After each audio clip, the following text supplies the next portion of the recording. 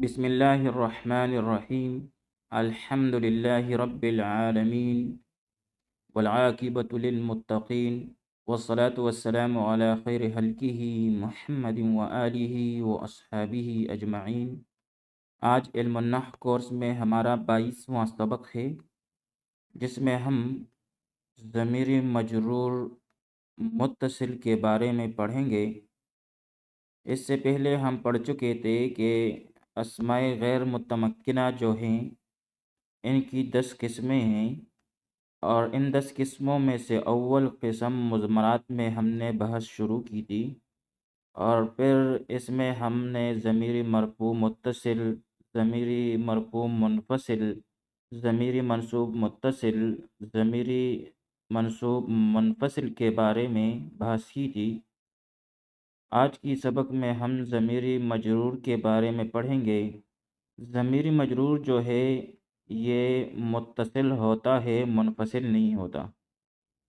تو بھائی ضمیر مجرور متصل جو ہے یہ وہ ضمیر ہے جو عامل کے ساتھ ملی ہوئی ہو، اور جب یہ عامل کے ساتھ ملی ہوئی ہے تو پھر اس کی دو صورتیں ہیں، یا تو اسم کے پیچھے آئے گا اور ترکیب میں مضاف الیہ بنے گا، اور یا حروف جارہ کے بعد آئے گا اور ترکیب میں ان کے لیے مجرور بنے گا۔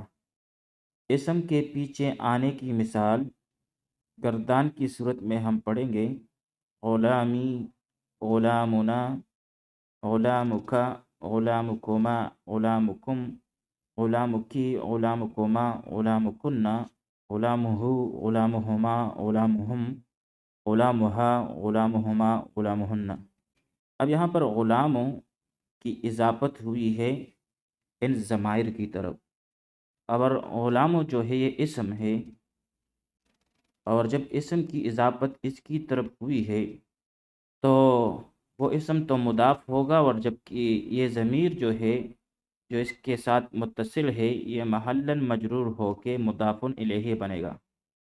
یہاں پر غلاموں کی اضافت ہوئی ہے۔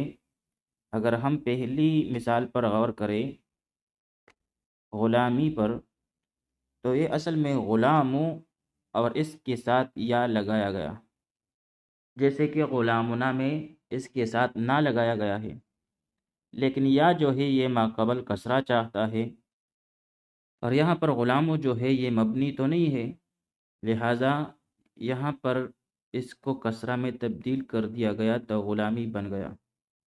باقی سب میں واضح ہے غلاموں ہے، اور اس کی اضافت ہوئی ہے ضمیر مجرور متصل کی طرف۔ وہ جب بھی اسم کی اضافت ہوگی ضمیر کی طرف تو وہ ضمیر جو ہے وہ ضمیر مجرور متصل ہوگا۔ اسی طرح یہ ضمیر جو ہے کبھی حروف جارہ کے بعد بھی آتا ہے، جیسے لی، لنا، لک، لکما، لکم، لکی، لکما، لکنہ، لہو، لہما، لہم، لہا، لہما، لہن۔ تو یہاں پر حروف جارہ کی اضافت ہوئی ہے ضمائر مجرورہ متصلہ کی طرف، اور ترکیب میں یہ ان کے لیے مجرور بنے گا۔